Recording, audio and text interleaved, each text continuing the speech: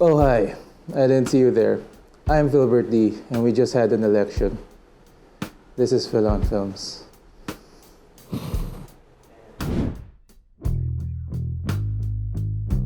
This week, we're talking about Kuwaresma, Between Maybes, and John Wick Chapter 3, Parabellum.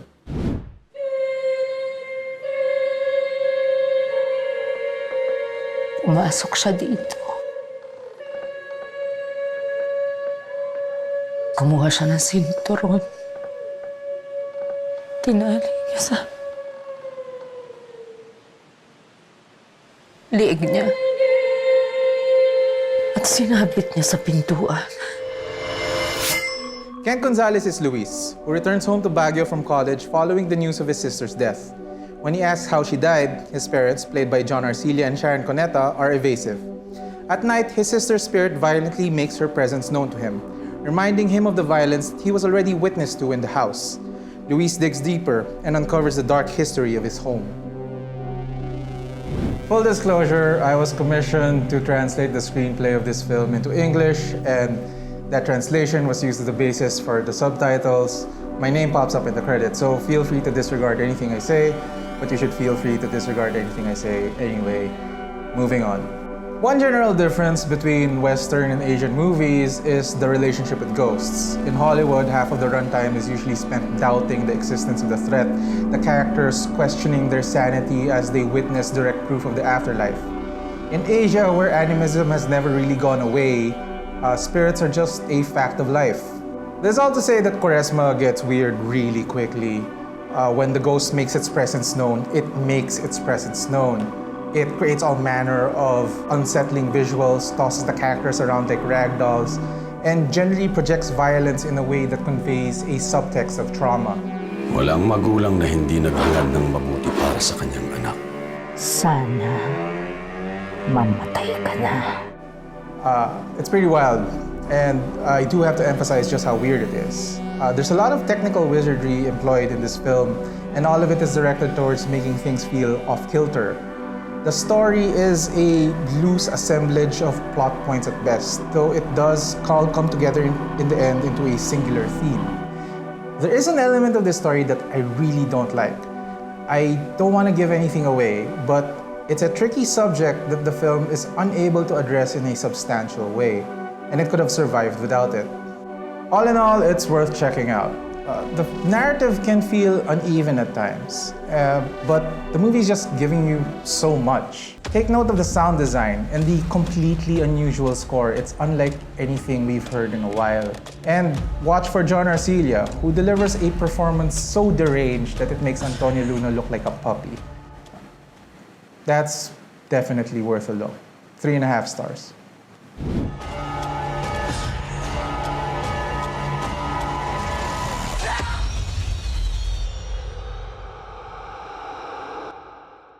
Unang linggo ko dito, parang may narinig akong yapak.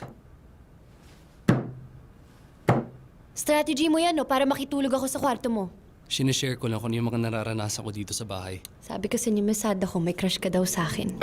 Julia Barreto as Hazel, a young artista fed up with her mother's nagging. After a particularly acrimonious fight, she runs away and takes the first flight out to Japan. She ends up in Saga Prefecture, where she meets Gerald Anderson's Louis, a Filipino who's lived in Japan since he was 10. He gets roped into her drama, and he becomes her guide as she tries to find herself in this foreign land. Paano pumunta dito? Kotse?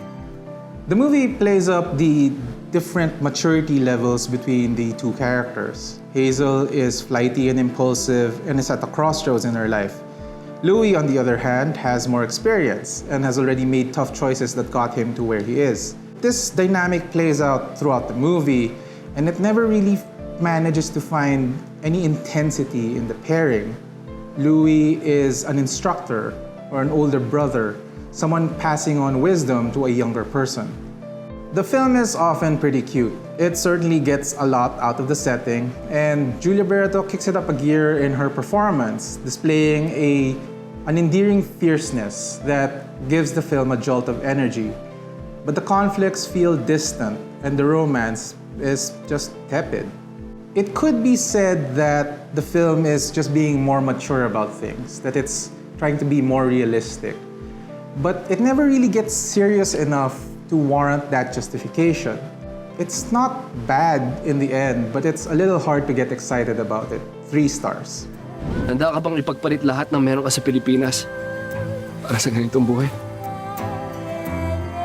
Iiwanan mo ba ako? You can thank your stars all you want, but You knew the rules, you broke them. Our service is still off limits to me. What do you need?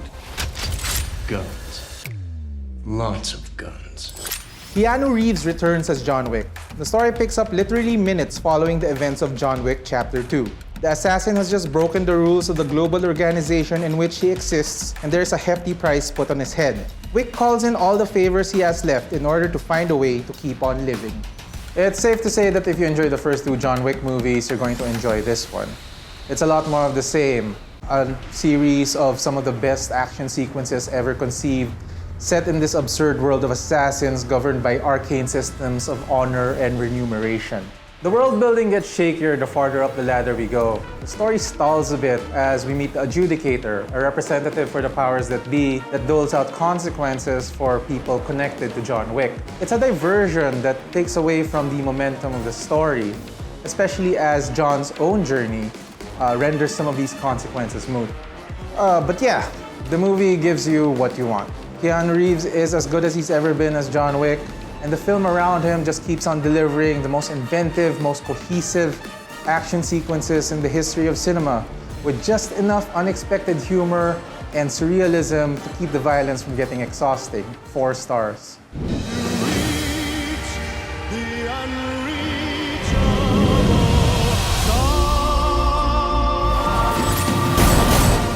So thanks for joining us. I'm just gonna warn you guys that there might not be an episode next week, as almost everybody I know will be at a very big wedding. Like and subscribe, leave a comment, do all the internet things. And until next time, goodbye internet. God bless the Philippines.